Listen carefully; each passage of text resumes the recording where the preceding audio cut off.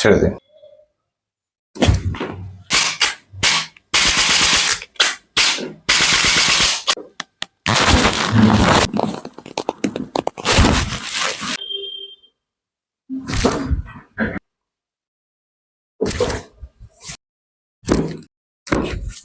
আমি যখন এখানে এসেছিলেন তখন কেমন ছিলেন?